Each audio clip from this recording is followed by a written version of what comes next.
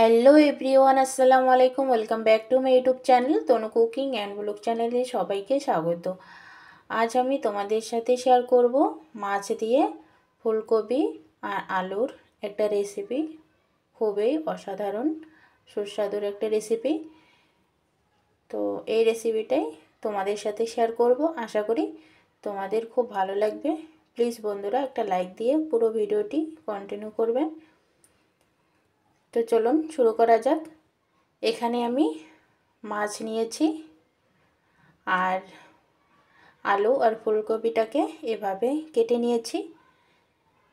তো মাছটাকে আমি খুব সুন্দরভাবে কিন্তু ধুয়ে নিয়েছি, পরিষ্কার করে নিয়েছি। আর এখানে লবণ, হলুদ আর লঙ্কা, গুঁড়ো লঙ্কা দিয়ে একটু মাছটাকে এভাবে মিক্স করে নিচ্ছি।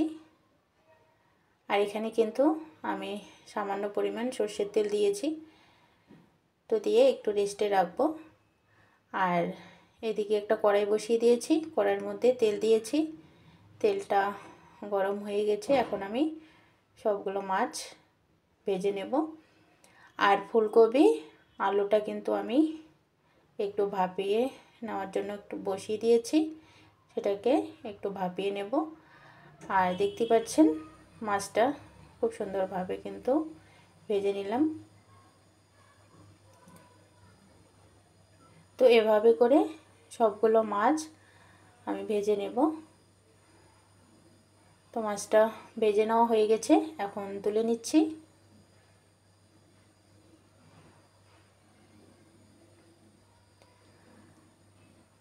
আর এখন ওই তেলের মধ্যে সামান্য পরিমাণ লবণ আর হলুদ দিয়ে দিলাম।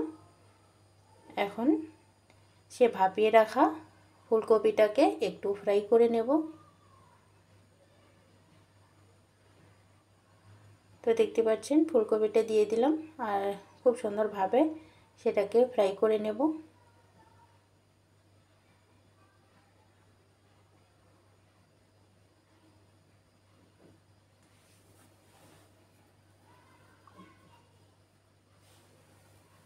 তো ফ্রাই করা হয়ে গেছে, এখন কিন্তু তুলে নিলাম। আর এখন তেলের মধ্যে আবারও লবণ আর হলুদ সামান্য পরিমাণ দিয়ে এখন আলুটাকে ফ্রাই করে নেব। আলুটাকেও একইভাবে খুব সুন্দরভাবে ফ্রাই করে নেব। তো দেখতে পাচ্ছেন আলুটাও কিন্তু খুব সুন্দরভাবে ফ্রাই করে নিলাম আর তুলে নিলাম। তো আবারও আমি তেল দিয়ে গোটাল জিরে, আর গোটাল জিরের থেকে একটা খুব সুন্দর ফ্লেভার যখন আসবে তারপরে আমি কিন্তু কেটে রাখা টমেটোটা দিয়ে দিলাম। আর টমেটোটা যতক্ষণ না সফট না হয় ততক্ষণ পর্যন্ত কিন্তু আমাকে এইভাবে একটু রান্না করতে হবে। তো সফট হয়ে গেছে, এখন আমি মশলার পেস্টটা দিয়ে দিলাম। এখানে আছে পেঁয়াজ, রসুন, আদা, কাঁচা লঙ্কা, জিরে। তো সবগুলো একসাথে আমি একটা পেস্ট বানিয়ে নিয়েছি। সেই পেস্টটা দিয়ে একটু ভালোভাবে সেটাকে ফ্রাই করে নিলাম। আর এখানে দেখতে পাচ্ছেন শুকনো মশলাগুলো অ্যাড করছি। লবণ স্বাদ মতো, হলুদ, ধনে গুঁড়ো আর লঙ্কা গুঁড়ো, ব্যাস এগুলো দিয়ে খুব সুন্দরভাবে আবারও কষিয়ে নিলাম। তো নিচে লেগে যাচ্ছে, তার জন্য সামান্য পরিমাণ জল দিয়ে আবারও কিন্তু ভালোভাবে কষিয়ে নিচ্ছি। তো দেখতেই পাচ্ছেন তো কষানো হয়ে গেল। এখন আমি আবারও একটু জল দিয়ে এটাকে ঢেকে একটু 2-3 মিনিটের মতো কিন্তু আমি রান্না করে নেব। তো এখানে আমি গরম জল দিয়ে একটু 2-3 মিনিটের মতো কিন্তু ঢেকে রান্না করে নিলাম। দেখতে পাচ্ছেন মশলাটার লুকটা।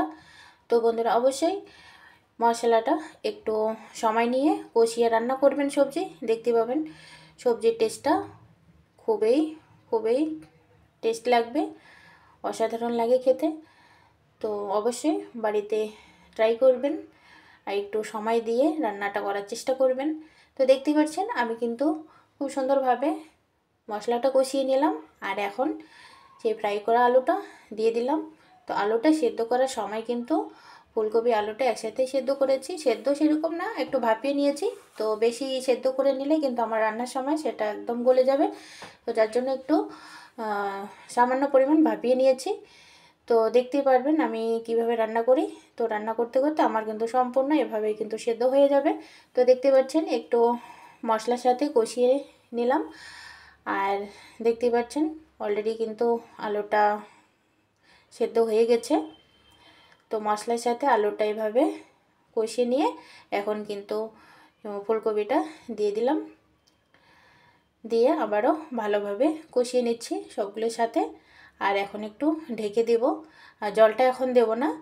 তো ঢেকে দিয়ে আলু ফুলকপি আর মশলাটা অ্যাডজাস্ট হয়ে যাবে। তো দেখতেই পাচ্ছেন খুব সুন্দরভাবে কিন্তু আমি কষিয়ে নিচ্ছি, তবু কিন্তু আলু বা ফুলকপিটা একদম সুন্দরভাবে আছে। তো এভাবেই রান্না করতে করতে কিন্তু অলরেডি সবগুলো সেদ্ধ হয়ে যাবে। তো আমি একটু সামান্য পরিমাণ আবারও জল দিয়ে, আর অবশ্যই গরম জল আমি এখানে ইউজ করছি, ঢেকে একটু রান্না করে নিলাম। তো দেখতে পাচ্ছেন ঢাকনাটা খুলে খুব সুন্দরভাবে কিন্তু আলু আর ফুলকপিটা সেদ্ধ হয়ে গেছে। খুব সুন্দর লাগছে কিন্তু দেখতে। এখন আমি সেই ফ্রাই করা মাছগুলো এখানে দিয়ে দেব। তো আবারও কিন্তু মাছ, আলু আর ফুলকপিটা ভালোভাবে কিন্তু এভাবে কষিয়ে নেব, যাতে করে মাছের ভিতরে মশলাটা ঢুকে যায়। তো এইভাবে করে একটু কষিয়ে নেব, তারপরে কিন্তু আমি জলটা অ্যাড করব। তো দেখতে পাচ্ছেন এখন কিন্তু আমি জলটা অ্যাড করলাম। এই জলটা হবে ঝোলের। তো তোমাদের মতো করে জলটা অ্যাডজাস্ট করে নেবে, আমি আমার মতো করে নিলাম।